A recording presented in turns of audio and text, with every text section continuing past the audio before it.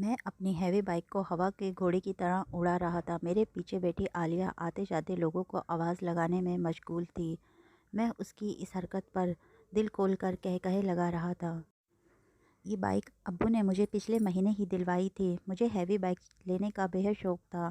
ابو نے وعدہ کر رکھا تھا کہ جیسے ہی میں میٹرک کا امتحان پاس کر کے کالج میں جاؤں گا وہ مجھے نئی بائک دلوا دیں گے۔ اب انہوں نے اپنا وعدہ پورا کر دیا تھا۔ میں سب سے پہلے عالیہ کو ہی اپنے بائک پر سیر کروانے کے لیے لے کر آیا تھا۔ عالیہ اور میری دوستی کی شروعات کالج میں ہوئی تھی۔ وہ بھی میری طرح خوش مزاج تھی۔ اس کے ابا کا اچھا خاصا کاروبار تھا اور وہ ایک ماڈرن لڑکی تھی۔ اس کی ایک قدم مجھ سے زیادہ متاثر کیا تھا۔ وہ اس کا اعتماد تھا۔ وہ ماڈرن کپڑے پہن کر بغیر دوپٹے کے باہر نکلتی تو اپنے ارد گرد موجود لڑکوں کو متاثر کر جاتی تھی۔ مجھے ڈبو قسم کی ڈرپوک اور بوڑم لڑکیاں بالکل پسند نہیں تھیں، جو بات بات پر موٹے موٹے آنسو بہا کر اپنے آپ کو دنیا کی سب سے مظلوم ترین لڑکیاں ثابت کرنے کو تیار رہتی ہوں۔ میرا خیال تھا کہ لڑکیوں کو اتنا پر اعتماد ہونا چاہیے کہ اپنی حفاظت خود کر سکیں، اور اگر کوئی انہیں تنگ کرنے یا زور زبردستی کرنے کی کوشش کرے تو جوتے سے ان کی مرمت بھی کرنا جانتی ہو۔ عالیہ ایسی ہی تھی۔ کالج میں پہلے دن ہی اس نے موٹے اسد کو تھپڑ دے مارا تھا، اور اسد تمہارے شرم کے دوبارہ کبھی اس کے سامنے سے بھی نہ گزرا تھا۔ کالج میں اس کی دہشت پھیل چکی تھی۔ سب لڑکے ڈر کے مارے اس سے بات بھی نہیں کرتے تھے، جبکہ میں اس سے متاثر ہو گیا تھا اور اس کی اور میری دوستی ہو گئی تھی۔ ویسے تو میرے گروپ میں بہت سی لڑکیاں شامل تھیں، بلکہ حقیقت تو یہ تھی کہ میرے دوستوں میں زیادہ تر لڑکیاں ہی تھیں۔ مجھے لڑکیوں سے دوستی کرنا اور ان کے ساتھ وقت گزارنا بہت پسند تھا، پر مجھے شرماتی ہوئی لڑکیاں سخت بری لگتی تھیں۔ میں اپنے شوق میں موٹر بائک پوری رفتار سے روڈ پر چلائے جا رہا تھا اور میرے سامنے سے آتی سبزیوں کے ٹھیلے والے کو دیکھ نہ پایا تھا۔ میں نے اپنی بائک کو بریک لگانے کی کوشش کی تھی، مگر میں ناکام تھا اور بائک سیدھی جا کر ٹھیلے والے سے ٹکرا گئی تھی۔ میں اور عالیہ بڑی مشکل سے گرتے گرتے بچے تھے، جبکہ ٹھیلے والا نیچے گر چکا تھا اور اسے بری طرح سے چوٹیں لگی تھیں۔ میں پاگلوں کی طرح نیچے گرے اس زخمی آدمی کو دیکھ رہا تھا۔ عالیہ نے میرے کندھے پر ہاتھ مار کر مجھے بائک بھگانے کا اشارہ کیا تھا۔ میں ایک دم ہی ہوش میں آیا اور بائک بھگاتا ہوا دور لے گیا تھا، جبکہ پیچھے ٹھیلے والے کی چیخ پکار جاری تھی۔ میرا نام شہباز ہے۔ میں اپنے امیر ماں باپ کی بگڑی ہوئی اولاد تھا۔ میرے ڈیڈ انکم ٹیکس میں افسر تھے۔ انہوں نے پیسہ کمانے میں کبھی حلال حرام کا خیال نہیں رکھا تھا۔ ان کا کہنا تھا کہ پیسہ کمانا بڑا مشکل کام ہے، اور اگر حق حلال کے چکر میں پڑیں گے تو ساری زندگی بھکاری بن کر ہی گزر جائے گی۔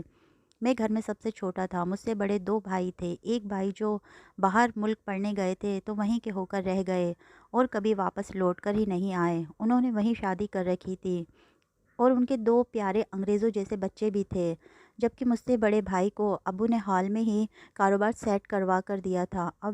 ابو کیا کہنا تھا کہ میری نوکری آج ہے تو کل نہیں، لہٰذا جب تک میری نوکری ہے میرے بیٹوں کے کاروبار جم جائیں گے تو مجھے تسلی رہے گی۔ ہم بھائیوں کو بگاڑنے میں ابو کا بڑا ہاتھ تھا۔ وہ ہمارا ہر جائز ناجائز خواہش پوری کر دیا کرتے تھے، اور میں بھی کافی کھلے خیالاتوں کا مالک تھا۔ جن فرمائشوں کو پورا کرنے میں ابو منع کرتے تھے تو ہم اس کے لیے اپنی امی کو آگے کر دیا کرتے تھے، اور ابو کی یہ مجال نہیں تھی کہ وہ امی کی کسی بات کو منع کریں۔ امی این جی او کے لیے کام کرتی تھیں۔ وہ اپنے سوشل کام کے سلسلے کی وجہ سے گھر میں کم ہی دکھائی دیتی تھیں۔ میں بچپن سے ہی بڑا ضدی تھا۔ امی ابو نے ہمیشہ میری ضد کے آگے ہتھیار ڈالے تھے۔ اب تو مجھے اپنی بات منوانے کی عادت پڑ گئی تھی۔ میں جس چیز پر بھی ہاتھ رکھتا تھا امی مجھے لا کر دیا کرتی تھی۔ ایک دن میں اپنے دوستوں کے ساتھ آوارہ گردی کرنے میں مصروف تھا۔ ہم ایک بائک پر 3 لڑکے تھے، جبکہ دوسری بائک پر 2 لڑکے سوار تھے۔ ہم مستیاں کرتے اپنی دھن میں سوار تھے۔ لڑکیوں کے کالج کی چھٹی کے وقت معصوم لڑکیوں کو دیکھ کر ہمارے دل مچل گئے تھے۔ دوسری بائک پر سوار میرے دوست لڑکیوں کے ایک گروہ کے پیچھے لگ گئے تھے، جو کالج سے نکل کر پیدل اپنے گھر کی طرف جا رہی تھی۔ میں بھی اپنے بائک پر اپنے دوستوں کی بائکوں کے پیچھے لگا دی تھی۔ ان لڑکیوں کا گھر کالج سے کافی دور معلوم ہوتا تھا، کیونکہ وہ لڑکیاں کافی دیر سے چلتی جا رہی تھیں۔ میرے دوست ان پر آواز کسنے اور انہیں تنگ کرنے کی کوشش کر رہے تھے، جبکہ وہ بھی ان سب میں ان کا برابر کا ساتھ دے رہی تھی۔ وہ لڑکیاں اپنے گھر جانے کی بجائے ایک پارک کی طرف بڑھ گئی تھیں۔ ہم بھی اپنی بائک کھڑی کر کے اندر داخل ہو گئے تھے، جو پارک کے ایک کونے میں بیٹھی باتوں میں مصروف تھی، لیکن ان کا مقصد تو یہی تھا کہ ہم ان کے قریب جا کر ان سے بات چیت کریں، ان کی طرف سے سگنل ملنے پر ہم بھی ان کے پاس جا کر بیٹھ گئے تھے۔ کچھ ہی دیر میں ملاقات کا سلسلہ مکمل ہو چکا تھا۔ اب ہم سارے لڑکے لڑکیوں کے ساتھ پارک کے کونوں میں لگے پیڑوں کے نیچے موجود تھے۔ کچھ دیر وہاں گزارنے کے بعد ہم اپنے اپنے گھروں کو روانہ ہو چکے تھے۔ مجھے ان میں سے جو لڑکی پسند آئی تھی اس کا نام شبنم تھا۔ وہ ان سب میں سب سے زیادہ پیاری تھی۔ میں نے اپنے دوست سلیم سے ذکر کیا تو معلوم ہوا کہ ان سب کا دل بھی شبنم پر آ گیا تھا۔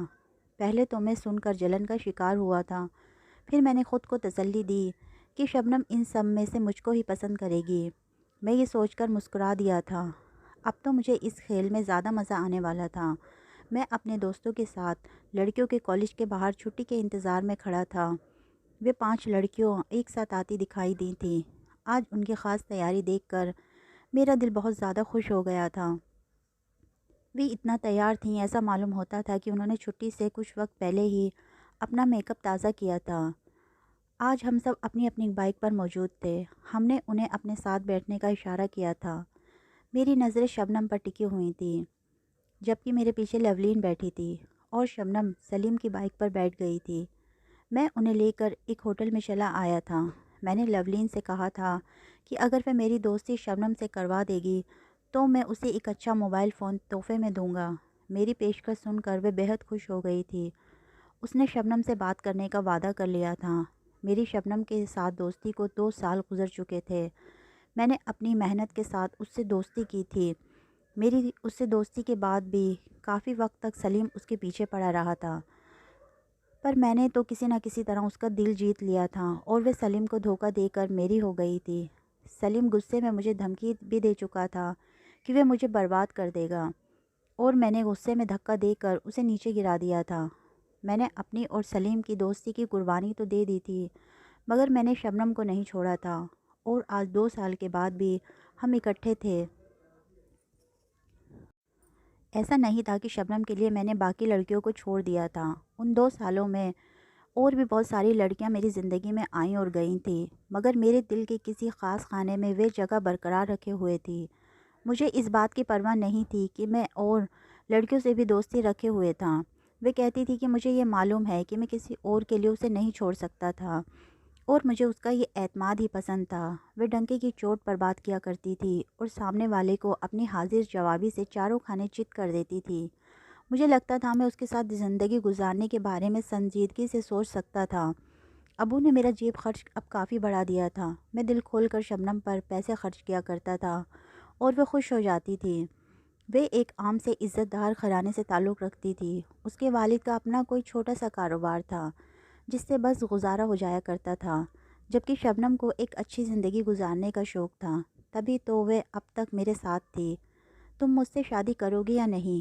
ایک دن کھانے کے دوران اس نے مجھ سے پوچھا تھا، جبکہ میں اس کا سوال سن کر چونک گیا تھا۔ آج سے پہلے تو اس نے شادی کے متعلق کوئی بھی بات نہیں کی تھی، تو کیا وہ مجھ سے شادی کی خواہش مند تھی؟ بلکہ حقیقت تو یہ تھی کہ میں نے خود بھی اپنی شادی کے بارے میں نہیں سوچا تھا، کیونکہ ابھی فی الحال نہ تو میرا شادی کا کوئی ارادہ تھا اور نہ ہی میری شادی ہونے کا دور دور تک کوئی چانس تھا۔ شاید وہ میرا جواب پہلے سے ہی جانتی تھی۔ وہ دراصل میں نے ایسا کچھ سوچا نہیں تھا۔ میں جو کہتا ہوں سچ کہتا ہوں۔ اس نے کہا، میں جانتی ہوں، پر اس لیے پوچھ رہی ہوں تاکہ میں اپنے مستقبل کے بارے میں سوچ کر رکھوں۔ تمہارے انتظار میں بیٹھی بیٹھی میں بڈھی نہ ہو جاؤں۔ اس کے لہجے میں ناراضگی لوٹ آئی تھی۔ میں نے اس سے پوچھا، کیا تمہارا کوئی رشتہ آیا ہے؟ اس نے آگے جو کہا تھا وہ میری سمجھ میں نہیں آیا تھا۔ ہاں، کچھ رشتے ہیں اور کچھ راستے بھی دکھ رہے ہیں آگے بڑھنے کے لیے۔ وہ اپنا پرس اٹھا کر باہر نکل گئی تھی، جبکہ میں بل کے پیسے میز پر رکھ کر اس کے پیچھے بھاگا تھا۔ مجھے اتنا تو اندازہ ہو چکا تھا کہ شبنم مجھ سے محبت کرنے لگی تھی، مگر وہ کیا چاہتی تھی یہ میں ابھی تک سمجھ نہیں پایا تھا۔ اس لیے مجھ سے بڑے ہلکے انداز میں شادی کی بات کی تھی۔ نہ تو اس نے مجھ پر شادی کے لیے زور ڈالا تھا اور نہ ہی کوئی بے چینی یا پریشانی ظاہر کی تھی، اور یہی بات مجھے بے چین کر رہی تھی۔ میں چاہتا تھا کہ وہ مجھ سے محبت کا اظہار کرے اور مجھے پانے کے لیے بے چین ہو۔ شاید اس کے سکون نے میری مردانگی کو ٹھیس پہنچائی تھی۔ میں اس کے ساتھ ابھی اور وقت گزارنا چاہتا تھا تاکہ اس کے دل کی بات کو اس کے لبوں تک لا سکوں۔ میں شبنم کا ہاتھ پکڑ کر سمندر کے کنارے سیر کر رہا تھا۔ آج میرے کالج کا آخری دن تھا۔ کالج سے واپسی پر شبنم کے کالج گیا اور اسے اپنے بائک پر بٹھا کر سمندر کے کنارے لے گیا تھا۔ वहाँ का मौसम बेहद सुहाना था। ठंडी हवाएं माहौल को और खुशगवार बना रही थी। मेरे कॉलेज का आखिरी दिन बहुत अच्छा जा रहा था। मैंने अपने दोस्तों के साथ मिलकर आज खूब मज़े किए थे। शबनम मेरा घर देखने की ख्वाहिश रखती थी। उसने एक दो बार मुझसे इस ख्वाहिश का इजहार किया था। आज घर में कोई मौजूद नहीं था। अम्मी अपने एनजीओ के साथ थी, जबकि अब्बू और भाई अपने कारोबार के सिलसिले में शहर से बाहर गए हुए थे। शबनम को घर दिखाने का अच्छा मौका था। मैं समुंदर से वापसी पर शबनम को अपने घर ले गया था। शबनम मेरा घर देखकर हैरान रह गई थी। उसका मुंह खुला का खुला और आंखें फटी की फटी रह गई थी। मैं उसे अपने कमरे में ले गया था। हमने बहुत अच्छा वक्त एक साथ गुजारा था। वापसी पर मैं उसको उसकी गली के कोने तक छोड़ आया था। मैं जैसे ही दरवाज़ा खोलकर अंदर दाखिल हुआ तो सामने से एक आती हुई लड़की से टकरा गया था। उसके हाथ में पकड़ी हुई चीज़ ज़मीन पर जा पड़ी थी। मैं चीज़ को उठाने झुका था, वह भी ज़मीन पर बैठकर नीचे पड़ी हुई चीज़ें समेट रही थी। उसने नज़र उठाकर मेरी तरफ देखा तो मैं वहीं उसकी नज़रों में कैद हो गया था। उसकी चमकती हुई सुनहरी आंखें मुझे अंदर कैद कर चुकी थीं। उसका शिफा रंगत और उस पर मासूमियत मेरा दिल ले उड़ी थी। वे अपनी चीज़ें समेट कर अनजान बनकर चल दी थी। आज मेरा दफ्तर में पहला दिन था। मैं अपनी पढ़ाई मुकम्मल कर चुका था। अबू ने मुझे पहले ही दिन भाई के कारोबार में शामिल होने का मशवरा दिया था। अबू, अभी तो मैं इतने सालों की पढ़ाई के बाद फ़ारिग हुआ हूँ। अभी मैं कुछ और दिन आराम करना चाहता हूँ। मैंने अब्बू को वजाहत दी तो वो मुस्कुरा दिए थे। चलो ठीक है, जब तुम्हारा दिल करे भाई के दफ्तर चले आना। मैंने सोचा था अभी कुछ दिन आराम करूँगा और घूमूंगा फिरूँगा, मगर मैं चंद दिनों में ही बोर हो गया था। इसलिए भाई के दफ्तर आ पहुँचा था और दफ्तर में सबसे पहले मुलाकात उस हुस्न परी से हो गई थी। चलो अच्छा था, मेरा भी दिल दफ्तर के कामों में लग जाएगा। मैं अपनी सोच पर खुद ही मुस्कुरा दिया था। भाई ने मुझे कारोबारी कामों में उलझा दिया था। मैं कारोबारी मामला जल्द ही समझ गया था। सुनहरी आंखों वाली उस लड़की का नाम सिदरा था। सिदरा मेरे मुताबिक नहीं थी, वे एक डब्बू सी लड़की थी। मेरा जल्द ही उससे दिल उकता गया था। फिर मैं उसके साथ अच्छा वक्त गुजारने की कोशिश करता था। साहब जी, आपसे कोई लड़की मिलना चाहती है। मैं खाने की मेज़ पर अम्मा अब्बा और भाई के साथ मौजूद था। भाई अब्बू को जो मैंने ऑफ़िस में अब तक काम किया था उसके बारे में बता रहे थे। मैं अपनी तारीफ़ें सुन सुनकर खुश हो रहा था। मैंने डिश में मौजूद गर्मा गर्म बिरयानी प्लेट में निकाली थी कि मुलाजिम ने मुझे किसी लड़की के आने के मुतालिक बताया था। अब्बू, अम्मी और भाई तीनों ने सर उठाकर मुझे देखा था। अम्मी अब्बू का तो पता नहीं था, पर भाई को मेरी लड़कियों के साथ दोस्ती के शौक़ के मुतालिक मालूम था। मैं जितना भी आज़ाद ख्याल था, पर कभी किसी लड़की को घर तक आने की इजाज़त नहीं दी थी। न जाने वे कौन थी जो घर तक आ पहुँची थी। जाओ जाकर देखो कौन आया है। मैं अब्बू की आवाज़ पर उठकर बाहर आ गया था। वे लॉन में रखी कुर्सी पर बैठी थी। मैं मैं उसके करीब गया तो कदमों की आवाज़ पर उसने मुझे पलटकर देखा था। वह मुझे देखकर खड़ी हो गई थी। तुम यहाँ क्या कर रही हो? मैंने उससे पूछा था। मुझे तुमसे ज़रूरी बात करनी थी। हाँ बोलो। मैंने उसे बैठने को नहीं कहा था। वह खुद ही कुर्सी पर बैठ गई तो मुझे भी उसके सामने बैठना पड़ा था। मैं कई दिनों से तुमसे रब्ता करने की कोशिश की थी, मगर तुमसे रब्ता ही नहीं हो पा रहा था। पिछले कई दिनों से मुझे उसके फ़ोन कॉल्स और मैसेज मिल रहे थे, मगर मैं उसे जवाब देना ज़रूरी नहीं समझता था। उसे अपना घर नहीं दिखाना चाहिए था। मैं दिल में सोच रहा था, इसे मैंने अपने घर लाकर बहुत बड़ी गलती कर दी थी।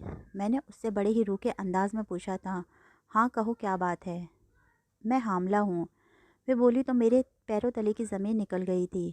क्या ये कैसे मुमकिन है? मैंने बेयकीनी से बोला था। जिस दिन मैं उसे अपने घर लाया था उस दिन नादानी से मैंने उसे अपनी बाहों में भर लिया था और वो ख़ुद भी तैयार ही बैठी थी। वह मुझसे कोई मजाक तो नहीं कर रही थी। मैं उसकी आंखें पढ़ने की कोशिश कर रहा था और उसकी शक्ल देख रहा था। ये सब तो मेरे गुमान में भी नहीं था। क्या पता वह मुझे ब्लैकमेल करने के लिए झूठ बोल रही हो। तुम झूठ बोल रही हो ना? मैंने अपनी सोच को अल्फाज दिए तो उसने पर्स से एक पर्चा निकाला और मेरी तरफ रख दिया था। उसके हमला होने की रिपोर्ट थी। तुमने मुझसे पीछा क्यों नहीं छुड़वाया था? अब मुझसे इनाम वसूल करने आई हो? मैंने गुस्से और झंझनाहट में बोला था। मुझे खुद बहुत बाद में पता चला था। तब तक कुछ नहीं हो सकता था। उसके लहजे में वही हमेशा वाला सुकून था, जबकि मेरा सारा सुकून उड़ चुका था। اب کیا چاہتی ہو مجھ سے؟ میری آواز کو تھوڑا دھیما کر کے پوچھا تھا۔ مجھے لگا تھا وہ مجھ سے کچھ پیسوں کا تقاضا کرے گی اور چلتی بنے گی۔ چند لاکھ تو میں آسانی سے اس کے منہ پر مار سکتا تھا۔ میرے گھر میں ابھی کسی کو یہ بات معلوم نہیں ہے۔ اگر تم میرا ساتھ دو اور مجھ سے شادی کر لو تو شادی کے بعد ہم سب کچھ مل کر سنبھال لیں گے۔ اگر میرے گھر والوں کو پتہ چل گیا تو مجھے جان سے مار ڈالیں گے، اور خاندان میں میری اور ساری دنیا میں میری اور میرے گھر والوں کی کتنی بدنامی ہوگی۔ اب کی بار وہ میرے سامنے ہاتھ جوڑ کر رو دی تھی۔ میں تو ہمیشہ سے یہی چاہتا تھا کہ وہ مجھ سے شادی کرنے کے لیے گڑ گڑائے اور روئے۔ اب وہ رو رہی تھی اور میرے اوپر آسمان گرا کر روئی تھی۔ مجھے کچھ سمجھ میں نہیں آ رہا تھا۔ بدنامی تو میرے بھی خاندان کی ہونی تھی۔ ایک بات تو یہ تھی کہ مجھے اس سے شادی کرنے میں کوئی دلچسپی نہیں تھی، اور وہیں میں نے اس سے بھی کہہ دیا تھا کہ میں اس کی مدد صرف پیسوں سے کر سکتا ہوں۔ اول تو میں یہ نہیں مانتا کہ یہ میرا ہی بچہ ہے۔ دوسرا، اگر تم اس بات کا ڈھنڈورا پیٹو گی اور میرے گھر والوں میں سے کسی کو کچھ بتاؤ گی تو تم جانتی ہو تمہارا کیا حشر ہوگا۔ میں اسے دھمکی دے کر چلا گیا تھا۔ میں نے اس کے بارے میں گھر میں کسی سے بھی کوئی بھی ذکر نہیں کیا تھا، پر میں اندر سے بہت خوف زدہ تھا۔ یہ اتنی چھوٹی بات تو نہیں تھی کہ ہمیشہ چھپی رہتی، ایک نہ ایک دن تو سب کو پتہ چلنا ہی تھا۔ اس دن کے بعد شبنم نے دوبارہ کوئی رابطہ نہیں کیا تھا۔ میں بھی اس کی خاموشی پر مطمئن ہو گیا تھا۔ میری قریبی دوست کی شادی طے ہو چکی تھی۔ میں اپنے لیے کچھ کپڑے اور جوتے لینے شائننگ پلازا میں گیا تھا۔ میں جوتے کی دکان پر داخل ہوا تو اپنے ہاتھ میں پکڑا ہوا شاپر کاؤنٹر پر رکھ دیا تھا۔ میں گھوم پھر کر بہت دیر سے جوتے دیکھ رہا تھا، مگر مجھے کوئی بھی جوتا پسند نہیں آیا تھا۔ میں کاؤنٹر سے اپنا شاپر اٹھا کر باہر نکل گیا تھا۔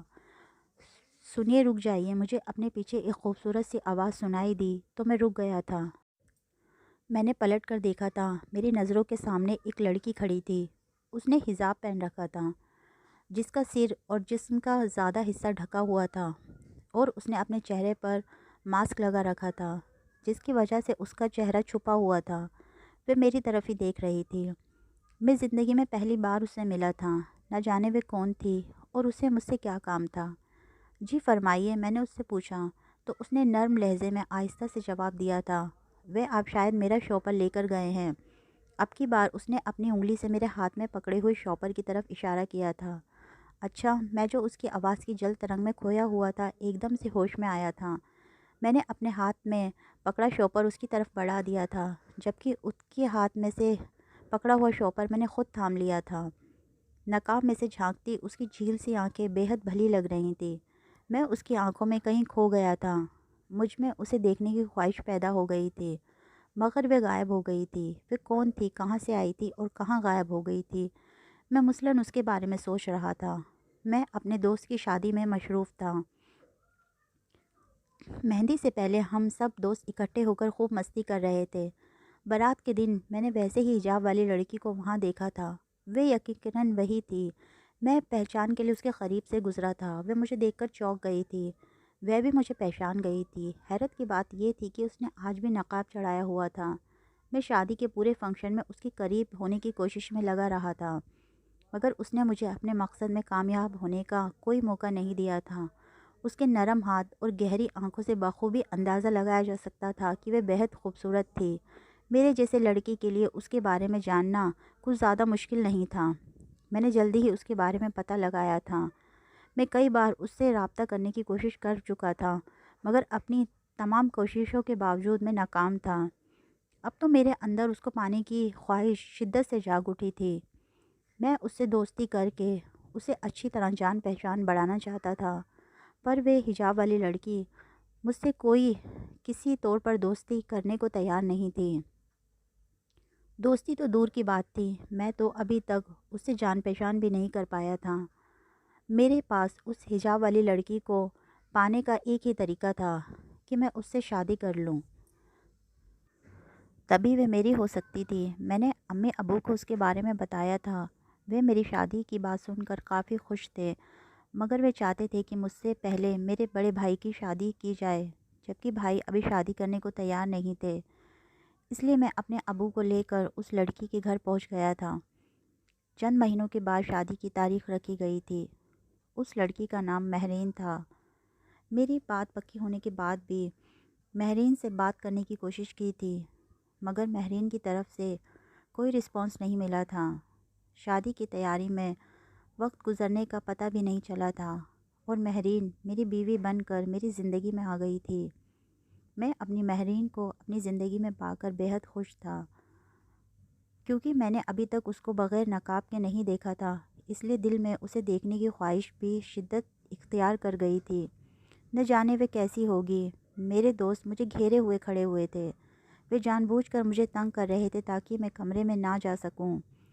میں کسی طرح ان سے پیچھا چھڑا کر کمرے کی طرف بڑھا تھا۔ مہرین میرے ہی انتظار میں بیٹھی تھی۔ میں نے دھڑک دل کے ساتھ اس کا گھونگھٹ اٹھایا تھا۔ وہ بے حد حسین تھی۔ میں نے اس کے بارے میں جو اندازہ لگایا تھا وہ اس سے بڑھ کر تھی۔ وہ سچ مچ میں چاند کا ٹکڑا تھی۔ مجھے یقین نہیں آ رہا تھا کہ مجھے مہرین کی صورت میں اس قدر خوبصورت تحفہ ملا تھا۔ میں نے سوچ لیا تھا کہ میں اپنی پوری زندگی نہایت ہی ایمانداری کے ساتھ مہرین کے ساتھ گزاروں گا اور اسے کبھی دھوکہ نہیں دوں گا۔ میری شادی کو 1 ہفتہ ہو چکا تھا۔ میرے دوستوں نے میری شادی کی خوشی میں ایک پارٹی رکھی تھی۔ میری بیوی مہرین بہت پردہ نشین تھی۔ وہ باہر جاتے ہوئے فوراً ہی نقاب چڑھا لیتی تھی۔ میں نے اپنے دوستوں کے سامنے اسے اس لیے نہیں لے کر جا سکتا تھا کیونکہ وہ سب جانتے تھے کہ مجھے ماڈرن لڑکیاں پسند تھیں۔ وہ سب کیا سوچیں گے کہ میری بیوی اتنی اولڈ ماڈل تھی۔ میں نے خود مہرین کو ماڈرن کپڑے نکال کر دیے تھے۔ میں اسے بغیر حجاب کے ماڈرن کپڑے پہنا کر پارٹی میں لے گیا تھا۔ میرے سب دوست مہرین کو دیکھ کر حیران رہ گئے تھے۔ وہ ان کپڑوں میں آسمان سے اتری کوئی پری لگ رہی تھی۔ میں اسے دیکھ کر ہواؤں میں اڑ رہا تھا، ان سب سے ملوا رہا تھا۔ مجھے میرے کسی دوست نے آواز دے کر بلایا تھا۔ میں مہرین کو وہیں چھوڑ کر اپنے دوست کے پاس چلا گیا تھا۔ میرا مہرین کے بغیر دل نہ لگا تو میں کچھ ہی دیر میں لوٹ آیا تھا۔ میں واپس آیا تو میرے سر پر آسمان ٹوٹ کر گر پڑا تھا۔ سامنے میری بیوی تو میرے پرانے دوست یا پھر دشمن سلیم کی بازو میں بازو ڈال کر کھڑی تھی۔ میں سناٹے کے عالم میں انہیں دیکھ رہا تھا۔ یہ آ گئے میرے شوہر، وہ مجھے دیکھ کر سلیم سے بولی تھی۔ سلیم مجھے دیکھ کر چونک گیا تھا۔ وہ بولا، میں جانتا ہوں محترم شہباز صاحب کو۔ اچھا تو یہ تمہارے شوہر ہیں؟ سلیم طنز کے انداز میں بولا تھا۔ میں مہرین کا ہاتھ پکڑ کر غصے میں وہاں سے باہر نکل آیا تھا۔ میں نے گاڑی میں بیٹھ کر مہرین سے پوچھا تھا کہ یہ سب کیا تھا؟ وہ پلکیں جھکائے معصومیت سے بولی تھی، سلیم میرا پرانا دوست ہے، آپ بھی تو اپنے دوستوں سے ایسے ہی مل رہے تھے۔ مجھے لگا ماڈرن کپڑوں کے ساتھ ساتھ ماڈرن طور طریقے سے ملنا چاہیے۔ آپ فکر نہ کریں، میں جلدی ہی سب کچھ سیکھ جاؤں گی، وہ ادا سے بولی تھی۔ تو کیا وہ مجھے سبق سکھانے کی کوشش کر رہی تھی یا وہ واقعی ماڈرن بننے کی کوشش کر رہی تھی؟ مجھے کچھ بھی سمجھ میں نہیں آیا تھا۔ سلیم کی اور میری ملاقات کافی وقت کے بعد ہوئی تھی۔ میری اور اس کی شبنم کی وجہ سے جو لڑائی ہوئی تھی تو دوبارہ دوستی نہیں ہو پائی تھی، مگر مجھے نہیں معلوم تھا کہ وہ مہرین کو جانتا تھا۔ اس کی مہرین کے ساتھ دوستی میرے لیے پریشانی کی بات تھی۔ میں ابھی سو کر ہی اٹھا تھا کہ میں اپنے بستر کی دائیں طرف نظر ڈالی تھی۔ مہرین اپنی جگہ پر موجود نہیں تھی۔ وہ یقیناً میرے سے پہلے اٹھ چکی تھی۔ شاید وہ ناشتے کی تیاری میں مگن ہو گئی ہوگی۔ میں سستی سے اپنی جگہ پر پڑا رہا، مہرین کے آنے کا انتظار کر رہا تھا۔ مہرین تھوڑی ہی دیر میں کمرے میں داخل ہو گئی تھی۔ اس نے پارٹی والا ماڈرن لباس ہی پہن رکھا تھا۔ اس کے لمبے بال کندھوں پر پھیلے ہوئے تھے۔ وہ مجھ پر ایک نظر ڈال کر آئینے کے سامنے کھڑی ہو کر اپنی تیاری کا جائزہ لے رہی تھی۔ کہاں جا رہی ہو؟ میرے کہنے پر اس نے پلٹ کر میری طرف دیکھا تھا۔ میں اپنے دوستوں کے ساتھ باہر جا رہی ہوں، اس نے لاپرواہی سے جواب دیا اور اپنا پرس اٹھا کر باہر نکل گئی تھی۔ میں حیران تھا کہ مہرین کے رنگ اتنی جلدی بدل گئے تھے۔ میرے لیے پریشانیاں پیدا ہو چکی تھیں۔ اسی شام کو اس نے مجھے اپنے دوستوں کے ساتھ پارٹی کی تصویریں دکھائی تھیں۔ سلیم بھی وہاں موجود تھا۔ وہ سلیم کے قریب بیٹھی تھی۔ میں سمجھ نہیں پا رہا تھا کہ اس سے میں اتنی بڑی تبدیلی کیسے آ گئی تھی۔ وہ اپنی مرضی سے گھر سے باہر نکل جاتی اور اپنی مرضی سے گھر میں گھستی تھی۔ امی بھی اس کے تیور دیکھ کر حیران تھی۔ ایک شام مجھے دفتر سے گھر آنے میں کچھ دیر ہو گئی تھی۔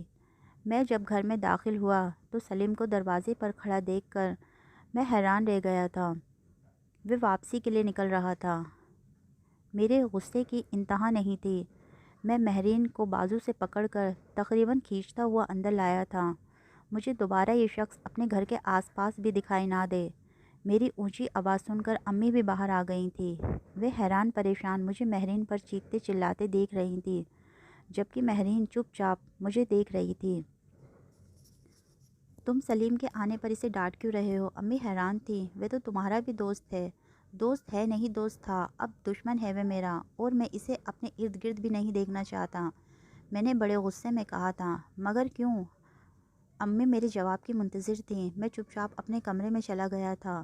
پھر میں نے مہرین سے کوئی بات نہیں کی تھی۔ ایک دن مہرین کی طبیعت اچانک خراب ہو گئی تھی۔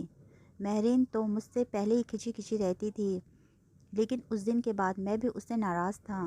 مگر اس کی خراب طبیعت کو دیکھ کر میں بہت پریشان ہو گیا تھا۔ میں اسے لے کر فوراً ہی اسپتال کے لیے نکل گیا تھا۔ ڈاکٹر نے بتایا تھا کہ مہرین ماں بننے والی تھی۔ میری خوشی کی تو کوئی انتہا نہیں تھی۔ میں نے مسکرا کر مہرین کی طرف دیکھا تھا، مگر اس کے چہرے پر ہوائیاں اڑ رہی تھیں۔ وہ ماں بننے کی خبر سن کر بہت پریشان تھی۔ ڈاکٹر نے چیک اپ کر کے کچھ طاقت کی دوائیاں لکھ دی تھیں۔ میں راستے سے ہی دوائیاں لے کر گھر آ گیا تھا۔ مہرین اپنا سامان سمیٹنے میں لگی ہوئی تھی۔ اسے اس طرح سے اپنا سامان سمیٹتے دیکھ کر میں حیران تھا۔ یہ کیا کر رہی ہو؟ میں نے اس کا ہاتھ پکڑ کر اسے روکا تھا۔ میرا پہلے ہی ایک بچہ ہے، وہ جلدی سے بولی تو میرے سر پر بم پھٹ گیا تھا۔ میں آنکھیں پھاڑ کر حیرت سے مہرین کو دیکھ رہا تھا۔ وہ صوفے پر بیٹھی ہوئی تھی۔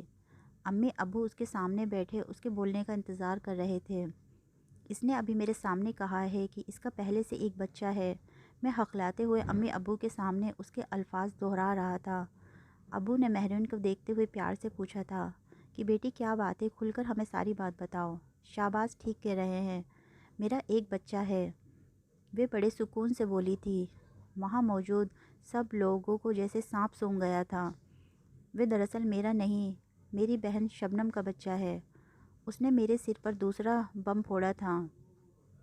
شبنم کا نام سن کر میں چونک گیا تھا۔ میں شبنم کو بھولا نہیں تھا۔ میں نے اسے زندگی سے تو نکال دیا تھا، مگر اپنے دماغ سے کبھی نہیں نکال پایا تھا۔ مجھے یہ ڈر لگا رہتا تھا کہ شبنم کہیں سے میرے سامنے آ جائے گی، وہ مجھے بلیک میل کر سکتی تھی۔ مجھے ہر وقت یہی ڈر رہتا تھا، اگر اس نے امی ابو کو یہ بات بتا دی تو مجھے کتنی شرمندگی اٹھانی پڑے گی۔ مگر وہ اس دن کے بعد نہ تو کبھی میرے سامنے آئی تھی، نہ ہی اس نے مجھ سے کسی قسم کا کوئی رابطہ کرنے کی کوشش کی تھی۔ میں نے پریشانی کے عالم میں مہرین کی طرف دیکھا تھا۔ وہ کہہ رہی تھی، ہم 5 بہنیں تھیں۔ ابا کے دوست کے گھر شادی کے بہت سالوں تک اولاد نہیں ہوئی تھی۔ میں پیدا ہوئی تو ابا کے دوست نے میرے ابا کے سامنے ہاتھ جوڑ دیے تھے۔ وہ مجھے اپنی بیٹی بنانے کے لیے ابا سے مانگ رہے تھے۔ ابا نے مجھے اپنے دوست کی بیگم کی گود میں ڈال دیا تھا۔ میں اپنے نئے گھر میں پلنے بڑھنے لگی تھی، مگر میں اپنی بہنوں سے ملتی رہتی تھی۔ شبنم کی مجھ سے بہت دوستی تھی، کیونکہ وہ مجھ سے 1.5 سال ہی بڑی تھی۔ باقی سب بہنوں کی شادی ہو چکی تھی۔ شبنم خوبصورت تھی۔ کیونکہ میں اپنے گھر میں اکیلی تھی، لہٰذا اکثر شبنم کے پاس چلی جایا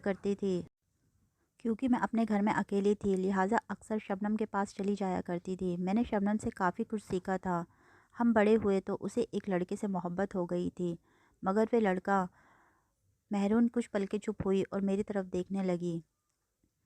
اس کی نظریں مجھ پر ہی جم گئی تھیں۔ وہ لڑکا شبنم کے ساتھ وقت گزاری کر رہا تھا۔ اس نے شبنم کو دھوکہ دیا تھا۔ شبنم کہہ رہی تھی کہ اسے اس لڑکے سے سچی محبت ہو گئی تھی، تبھی اس نے اس لڑکے کو ہر حد پت کرنے کی اجازت دے دی تھی۔ شبنم حاملہ ہوئی تو اسے کچھ سمجھ میں نہیں آیا کہ وہ کیا کرے، لہٰذا وہ اسی لڑکے کے پاس اس امید سے گئی تھی کہ وہ شاید اس کی کچھ مدد کر سکے گا، مگر اس لڑکے نے شبنم کو ذلیل کر کے وہاں سے نکال دیا تھا۔ شبنم کو یہ سب کچھ برداشت نہیں کر پا رہی تھی۔ گزرتے وقت کے ساتھ سب شبنم کو بھلا بھلا کہتے تھے، سب اس لڑکے کے بارے میں معلوم کرنے کی کوشش کر رہے تھے، مگر شبنم نے اس کا نام اپنی زبان پر نہیں آنے دیا تھا۔ اس کا کہنا تھا کہ میں خود تو بدنام ہو گئی ہوں مگر اس کو رسوا نہیں کروں گی۔ شبنم نے ایک بیٹے کو جنم دیا تھا، اس نے بچے کو میرے حوالے کیا تھا۔ اس کا کہنا تھا کہ وہ بچے کی جان نہیں لینا چاہتی تھی۔ مجھے اس وقت تو اس کی بات سمجھ میں نہیں آئی تھی، مگر جب تھوڑی دیر کے بعد میں اس کے کمرے میں گئی تو وہ مر چکی تھی۔ اپنے بچے کے باپ کا نام اس نے اپنی آخری سانس تک کسی کو بھی نہیں بتایا تھا۔ شبنم کا بیٹا اب 2 سال کا ہے، وہ میرے ہاتھوں میں ہی پلا بڑا ہے۔ میں نے شادی کے وقت ابا سے کہا تھا کہ وہ لڑکے والوں سے بات کر لیں کہ میں عامر کو اپنے ساتھ لانا چاہتی ہوں، پر ابا نے کہا تھا کہ پہلے اپنے شوہر سے بات کر لینا، بعد میں ہی اسے اپنے ساتھ لے کر جانا۔ پر اب میں اسے یہاں نہیں لا سکتی ہوں کیونکہ شہباز نے تو اسے اپنا ماننے سے بھی انکار کر دیا تھا، اور شہباز اس کی ماں کا قاتل بھی ہے۔ میں نہیں چاہوں گی کہ وہ اپنی ماں کے قاتل کے ساتھ رہے۔ کمرے میں بیٹھے سبھی لوگ خاموشی کے ساتھ اس کی کہانی سن رہے تھے۔ اس کے لبوں سے میرا نام سن کر سب کی نظریں میری طرف اٹھ گئی تھیں، جبکہ میں تو نظریں اٹھانے کے قابل بھی نہیں رہا تھا۔ میں نے شبنم کو اس مشکل گھڑی میں اکیلا چھوڑ دیا تھا۔ اگر میں اسی وقت فیصلہ لے کر شبنم سے شادی کر لیتا تو اس کی زندگی بھی بچ جاتی اور آج ہمارا بیٹا اپنے ماں باپ کے سائے میں پل رہا ہوتا، مگر میں اس وقت حالات کا سامنا کرنے کی ہمت نہیں کر پایا تھا۔ شاید میں اتنی سمجھداری نہیں تھی، میں تو گناہ کر بیٹھا تھا، مگر اپنے جرم کو سدھارنے کی بجائے اس پر پردہ ڈالنے کی کوشش کی تھی۔ میں یہ گھر چھوڑ کر ہمیشہ کے لیے جا رہی ہوں، مہرین دوبارہ بولی تھی۔ میں شہباز سے طلاق نہیں چاہتی کیونکہ اب میں شاید ہی کسی مرد پر دوبارہ اعتبار کر پاؤں گی، مگر میں شہباز کو ہمارے ہونے والے بچے کی کبھی شکل تک نہیں دیکھنے دوں گی۔ یہی شہباز کی سزا ہوگی۔ مہرین نے اپنا سامان سمیٹ کر جا چکی تھی۔